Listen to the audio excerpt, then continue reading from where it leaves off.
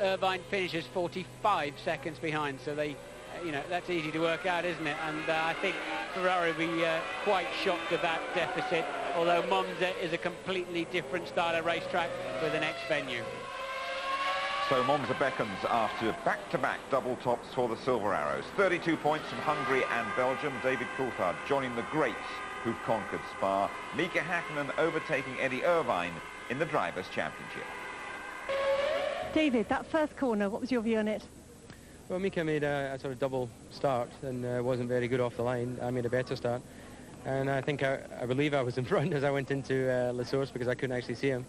So I started to turn in, and then I felt a little bit of contact, so I moved to give him room and went round very wide. So I fully expected a few cars to pass me on the inside, but no one did, so I was quite happy. And a good strong race thereafter. You've got to be pretty pleased with that. Yeah, I'm very happy. The car felt good. Did a good job to change the car from the warm-up where I wasn't quite so happy. Pit stops were faultless, so once again the team did a fantastic job. Good victory for us. Very boring. A little boring for everybody else, but it was great for us. Very, very pleased for David. He deserved the win. It was a little bit tense at the first corner, but that's motor racing. The McLarens today were unbeatable, and we were behind them with a safety margin. But we again scored some points. Third place for me is very nice today. I had a good race today, but unfortunately I lost my third place in the championship. It's important for Eddie, as you can see, and for the team that they come out of the year third place in the constructors. Again, we've got a car ahead of a Williams, which is the nearest threat, and a car behind, so that kind of mitigates the damage that the Williams did, but it's always going forwards and getting better. Difficult weekend with, a really amazing piece of damage limitation. Whenever McLaren are stronger than us, we got to make sure we score, and we did, and it was great that Häkkinen didn't win. We're still in there. I never, after yesterday and this morning, and the first few laps of the race, I thought, I'm going to be lucky to get points here. We got 3 and he only got 6. Perfect. Well, Craig, what a weekend. It's been an extremely hard weekend, very character building for the whole team, but the team has done an absolutely brilliant job. If you think that we've been running 5 cars during this weekend, they've spent all-nighters to make sure everything was okay. The factories worked superbly well, and we couldn't have done without it. It's actually turned into being a great little team. It's been a difficult weekend for the team. Is the finish some consolation for them, do you think? Well, I'm happy for them because they've worked really hard, so it's good to see the checker flat for the first time in the year. But 15th, finishing 15th or running 4th and not finishing, it's still the same end result, no points. Just a point in it then between Häkkinen and Irvine with 4 to go, and David Coulthard running on very strongly in 3rd place. Don't discount him from the World Championship. Frentzen on 40 points, and Ralf Schumacher picked up a couple of points today. In the constructors, McLaren are stretching away. Ferrari have lost the lead. Jordan's 3rd, looking rock solid now, and Williams had a much better day. Right, let's have a word with Tony Jardine. A terrific day for David Coulthard. From the word go, he was going to win this race. Came straight out of his corner, didn't he? Fighting, boxing away. A race he's always wanted to win. Supreme Grand Prix Drivers' Challenge. I've put Spa alongside Monte Carlo as one of the great races to win.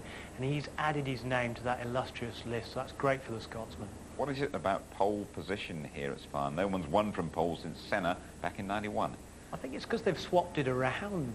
One time it's on the inside as it was this time, another time it's on the outside, and clearly this time the grip was on the outside of the track.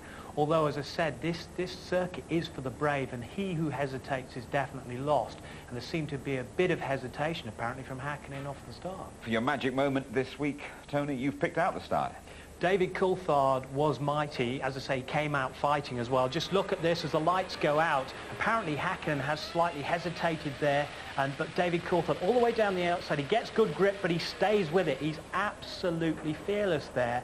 The camera was just slightly off it, and we missed what happened because the two of them were neck and neck. But we look again, you see that Coulthard was nearly 3/4 of a length of the car ahead. He had the corner, and Häkkinen had to give that way there. But you can go on the inside, you can go on the outside of La Source, because suddenly as you come at the exit, it all fans out, and you put the boot in and get the power out of the V10 diving down there. Here's a view from third position. Heinz-Harald Frentzen, a great view, side by side, and there's a lock-up there from David Coulthard. A touch there, and he moves clearly to the outside, and Heinz-Harald Frentzen nearly nips through into second place, but Hakkinen gets that power of the Mercedes engine down the hill much better. Irvine and Coulthard now then in the hunt for the title. Yeah, but that's the other great thing, you know, going to Monza, you've got two Brits in it, as well as the Finn as well, and it's all opening up, so it could go down to the wire in Suzuka. Bad start, but good overall performance from Hill here.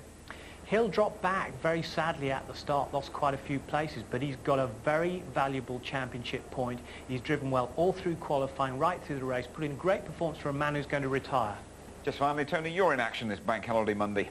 Yeah, I'm driving a Ginetta tomorrow at Donington Park, see if I can stay on the black stuff. I hope you learn a bit today. Tony Jardine, thank you very much indeed. Here's your complete Spa rundown. Coulthard, the dominant winner. Hakkinen second with the fastest lap. Frentzen third. It's the closest Grand Prix to his hometown, Mönchengladbach. Irvine fourth. Delighted Hakkinen's only a point clear. Ralf Schumacher fifth for Williams. Damon Hill sixth. Shame about the start. Salo seventh. It could be his last drive for Ferrari. Zanardi's best yet. Eighth. Alesi winding down with Sauber ninth. Barrichello 10th. Fisichella 11th, disappointing for Benetton. The Prost, Trulli and Panis. Wurz in the second, Benetton. First finish of the season for Villeneuve after a hairy weekend for BAR. A lap adrift along with Genet. De La Rosa's transmission failed, but Doa's suspension went. Zonta's gearbox let him down. Herbert and Deniz both crashed out. And Takagi never got in the race because he had a dodgy clutch. Now let's get another view from James Allen. Strategy is everything around this Spa circuit, and the top four teams all adopted very different tactics. Well, Jim, things have calmed down in the Spa paddock here, but I can tell you they haven't calmed down inside the Williams motorhome. Ralf Schumacher's still absolutely furious. He tried a one-stopper. He would have got fourth place, but he was held up by Salo. He'll calm down eventually, though.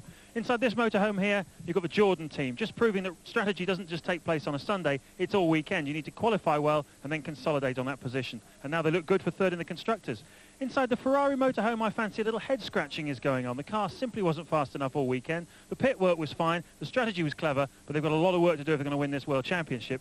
And down there, McLaren Mercedes, how often have we seen them lose races by the two drivers clashing with each other in the first corner? They got away with it today. They got a 1-2 finish, and now we've got Coulthard in the mix as well. Fine pit work, great strategy, beautiful day for the McLaren team. Thanks, James. Next, we go to Monza. Qualifying live, 11:30 on the Saturday. In a couple of weeks' time, the race. All the build-up from 12:15. And highlights round about the same time, just before midnight. So the initiative is with McLaren. But at Monza, backed by those Tifosi fans, with Michael Schumacher set to return, Ferrari are poised to strike back. Good night.